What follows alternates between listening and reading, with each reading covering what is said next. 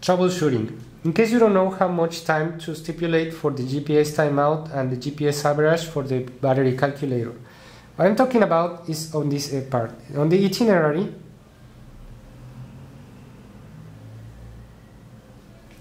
on page 3, you have this parameter, GPS timeout.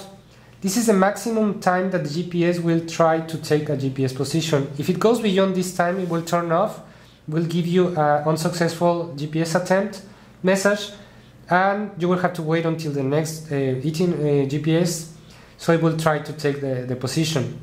So in general, it's not a good idea to stipulate it as the maximum or close to the maximum. Because what will happen is that you will drain a lot of battery without any need. So what is advised is that you know how long it usually takes a GPS to be taken in that area, and then add about 20 seconds, 30 maybe, as an extra, so the more positions will be taken without wasting unnecessary battery life. So let's just say, for example, if you cannot make a test, you can ask us and we can give you a brief idea of, depending on our experiences, how much is the typical time that the GPS will take in a similar area to where you're working.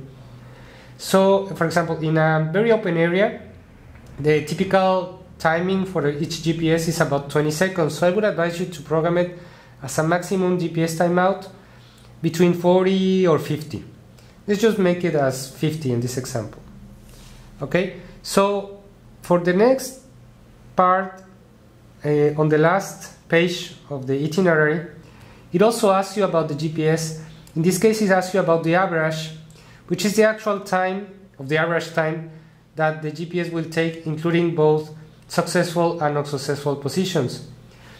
In this example, for unsuccessful, you will have to consider 50 seconds because that's the timeout that I selected on the previous page number 3. So just take the average and select it over here, the closest that you find on this, and that will give you the closest possible battery calculator to what you will get in real life. And how you can do that?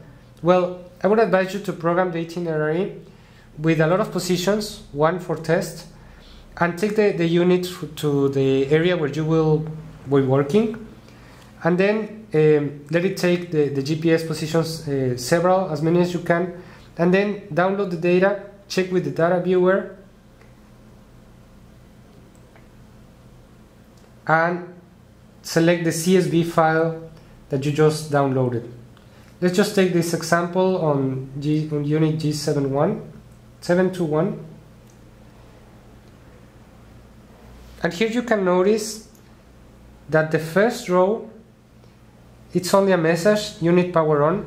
The second is the almanac, and then it starts taking the GPS positions and including sensors. So the first one, just disregard, it's just a message. The second is the almanac. That doesn't count because it takes a lot of minutes and it's only the first time. What you have to take is, after this one, all the other positions, not sensors, only the positions. For example, this one was programmed at 14 hours and it was taken at 14:00:25, so 14 hours 0 minutes at 25 seconds.